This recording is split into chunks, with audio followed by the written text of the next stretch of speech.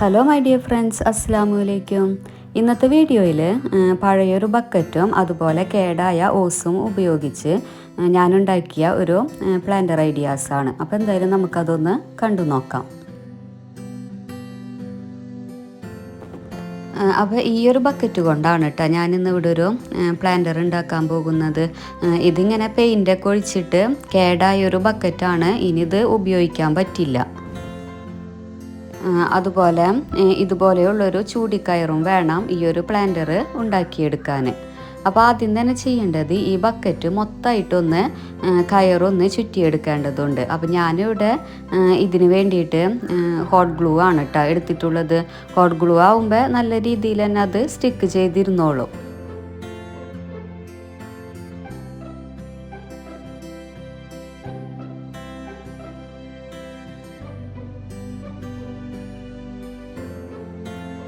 അപ്പോൾ ആദ്യം തന്നെ ഇത് സ്റ്റിക്ക് ചെയ്യുമ്പോൾ നമ്മൾ ഗ്ലൂ ഒന്ന് ആക്കി കൊടുക്കുക. പിന്നെ അതിന് ശേഷം ജസ്റ്റ് ഒന്ന് ഇങ്ങനെ ചുറ്റിയെടുത്താൽ മതി കേട്ടോ. എപ്പോഴും ഇങ്ങനെ ഗ്ലൂ സ്റ്റിക്ക് ചെയ്ത് കൊടുക്കേണ്ട ആവശ്യമില്ല.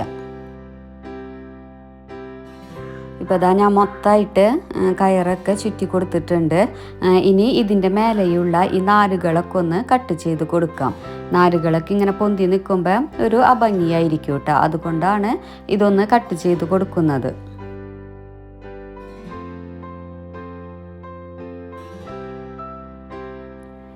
ഇപ്പോൾ ഇതാ ഞാൻ നാരുകളൊക്കെ ഇതിൽ നിന്ന് അത്യാവശ്യം കട്ട് ചെയ്ത് കൊടുത്തിട്ടുണ്ട്. ഇനി ഈ ഒരു ബക്കറ്റിൻ്റെ ബാക്കിലായിട്ട് ഒരു 4-5 ഹോൾസ് ഇട്ട് കൊടുക്കണം. അപ്പം ഞാനിവിടെ ആ ഹോൾസ് ഇട്ട് കൊടുക്കാൻ ഒരു മെറ്റൽ സ്റ്റിക്ക് ഗ്യാസുമ ചൂടാക്കിയിട്ട് അങ്ങനെ ജസ്റ്റ് ഒന്ന് പ്രസ് ചെയ്ത് കൊടുക്കുകയാണ് ചെയ്തിട്ടുള്ളത് കേട്ടോ. അപ്പം ഞാനൊരു 4 ഹോൾസാണ് ഇതിന് ഉണ്ടാക്കിയിട്ടുള്ളത്. ഇനി ഇതുപോലെയുള്ളൊരു പഴയ ഓസാണ് ഞാനിവിടെ ഈ പ്ലാന്റർ ഉണ്ടാക്കാൻ വേണ്ടി എടുത്തിട്ടുള്ളത്. ഇനി ഈ ഒരു ഓസും നമ്മൾ കയറ് ചുറ്റിയെടുക്കേണ്ടതുണ്ട്. ഇപ്പോൾ ഇതാ ഞാനായി ഒരു ഓസുമേ കയറ് ചുറ്റിയെടുക്കുകയാണ് ചെയ്യുന്നത്. അപ്പോൾ നമ്മളിതുമ്മ കയറ് ചുറ്റുമ്പോൾ ഈ ഒരു പോർഷന് ഒഴിവാക്കിയിട്ട് വേണം കേട്ടോ ചുറ്റാൻ. എന്നുവെച്ചാൽ ഈ ഒരു ഭാഗം ബക്കറ്റിൻ്റെ അടിയിലേക്ക് പോകുന്നതാണ്. അപ്പോൾ ആ ഭാഗം കാണൂല. അതുകൊണ്ടാണ് ഇത്രയും ഭാഗം ഒഴിവാക്കി കൊടുക്കുന്നത്.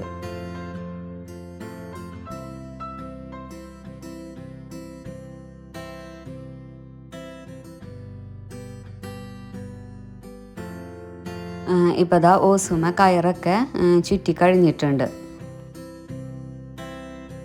ഇനി ഈ ഒരു ബക്കറ്റിലേക്ക് നമ്മൾ ഓൾറെഡി സെറ്റ് ചെയ്ത് വെച്ചിട്ടുള്ള ആ ഒരു ഓസ് നല്ല രീതിയിലൊന്ന് അമർത്തി വെച്ച് കൊടുക്കുക.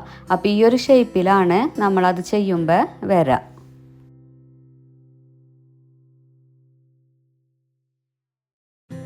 ഇനി ഈ ഒരു ബക്കറ്റിലേക്ക് പോട്ടി മിക്സ് നിറച്ച് കൊടുക്കാം.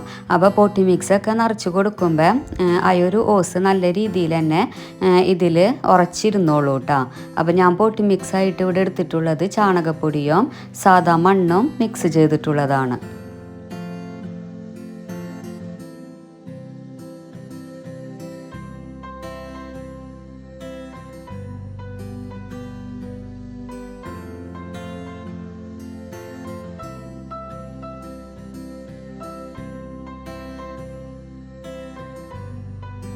ഇപ്പോൾ ഇതാ ഞാൻ ബക്കറ്റിൽ പോട്ടി മിക്സൊക്കെ നന്നായിട്ട് നിറച്ച് കൊടുത്തിട്ടുണ്ട്. പോട്ടി മിക്സൊക്കെ നിറച്ചപ്പോൾ ഇതിൻ്റെ ഒരു ലുക്ക് വരുന്നത് ഇങ്ങനെയാണ് കേട്ടോ. ഇനി ഇതിൽ പ്ലാന്റ്സ് വെച്ച് കൊടുക്കുകയാണ് ചെയ്യേണ്ടത്.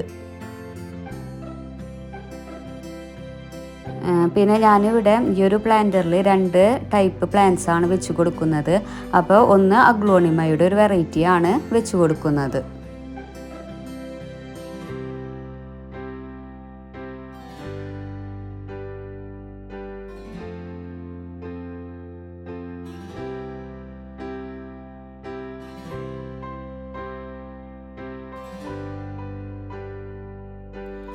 ഇനി ഈ ഒരു ഓസുമ പടർത്താൻ വേണ്ടിയിട്ട് ഞാനിവിടെ നോർമൽ മണി പ്ലാന്റ് തന്നെയാണ് സെറ്റ് ചെയ്ത് കൊടുക്കുന്നത്. ഇപ്പോൾ മണി പ്ലാന്റിന് പകരം വേറെ ഏത് പടരുന്ന പ്ലാന്റ്സ് നമുക്കിതുപോലെ സെറ്റ് ചെയ്ത് കൊടുക്കാം കേട്ടോ.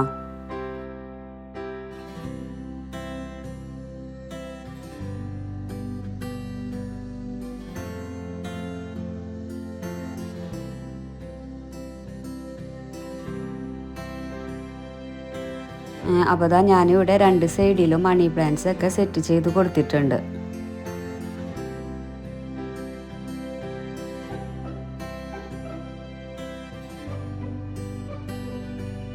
അപ്പോൾ അതാ പ്ലാന്റ്സ് ഒക്കെ സെറ്റ് ചെയ്ത് കഴിഞ്ഞപ്പോൾ ഇങ്ങനെയാണ് ഇതിൻ്റെ ഫൈനൽ ലുക്ക് വരുന്നത്.